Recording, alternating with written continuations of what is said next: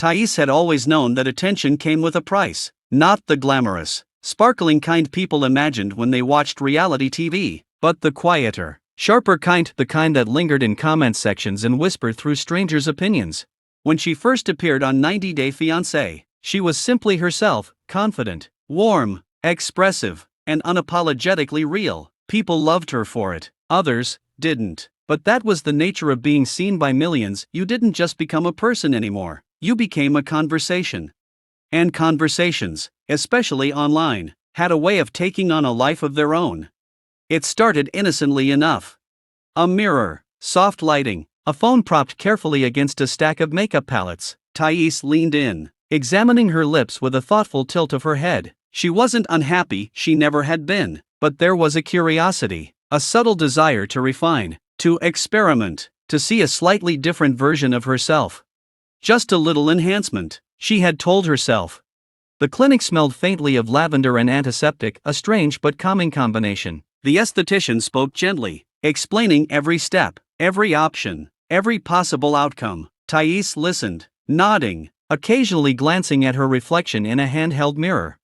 Natural but fuller, she said finally, I still want to look like me. And that was the truth. It wasn't about becoming someone else. It was about leaning into a version of herself she hadn't explored yet. The procedure itself was quick, a few careful injections, a slight pinch here and there, and it was done. She studied her reflection again, lips slightly swollen but already hinting at their new shape. She smiled. Okay, she whispered, I like it. The first photo she posted was casual, almost too casual.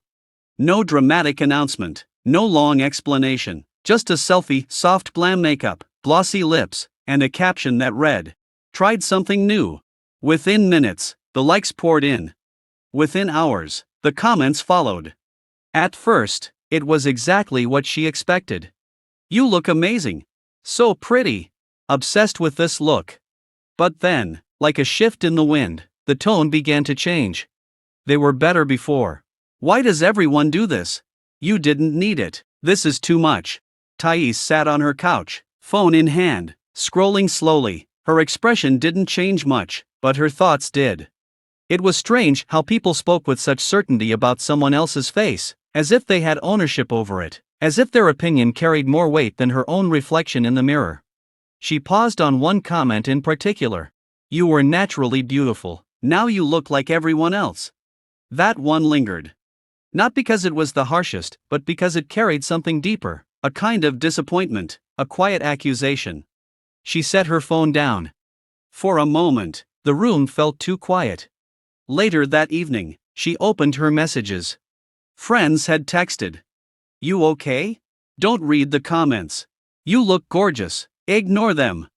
She smiled softly at the screen. Support always mattered, but it didn't erase the noise, it just helped balance it. She walked to the mirror again. There she was. Same eyes, same expressions, same laugh lines that appeared when she smiled. The only difference was her lips slightly fuller, slightly more defined. Do I look like everyone else? She murmured. No. She still looked like Thais. And yet, the question wasn't really about appearance, it was about perception. The next day, she decided to post again. This time, not just a photo, but a video. She sat in natural light, no heavy makeup, no filters, just honesty. Okay, she began, tucking a strand of hair behind her ear. Let's talk about my lips. She smiled lightly, not defensively, but knowingly. I see the comments, all of them, the good, the bad, the very dramatic, she added with a small laugh. There was a pause. I want to say something clearly. I didn't do this because I felt ugly. I didn't do this because someone told me I had to. I did this because I wanted to try something new. She leaned closer to the camera slightly. And it's okay if you don't like it. Really, everyone has different taste, but this is my face, my choice, and I still feel like me. The video wasn't long. It didn't need to be. But it shifted something. The comments that followed were different. Not entirely kinder, but more thoughtful. Respect for addressing this. You're right, it's your choice. I still prefer the old look, but you seem happy and that's what matters. Thank you for being real about it. There were still critics. There always would be. But now, there was also understanding. Behind the scenes, though, Thais reflected more deeply than anyone could see. Being in the public, I meant constantly navigating a strange paradox. People wanted authenticity, but also felt entitled to critique it. If you changed, they questioned why. If you stayed the same, they wondered why you didn't evolve. If you listened to them, you lost yourself. If you ignored them, you were out of touch. It was a balance no one really prepared you for. One afternoon, she sat with a close friend over coffee. "Do you regret it?" her friend asked gently. Thais thought for a moment. "No," she said finally, "but I think I understand something better now." "Like what?" "That it's not really about the lips," she replied. "It's about how people feel when they see change, especially in someone they think they know." Her friend nodded. "That makes sense." Thais stirred her drink slowly. "I think people project a lot," she continued, "sometimes their own fears, or their own standards, and when you don't match what they expect, it bothers them." She looked up, a small smile forming. "But that's not my job to fix." Weeks passed.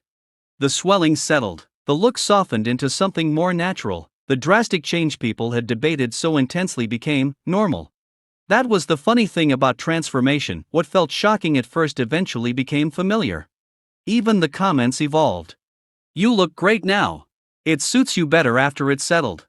"Okay, I admit I was wrong at first." Thais couldn't help but laugh when she read those. Not in a mocking way, but in a human way. People adjusted, just like she had.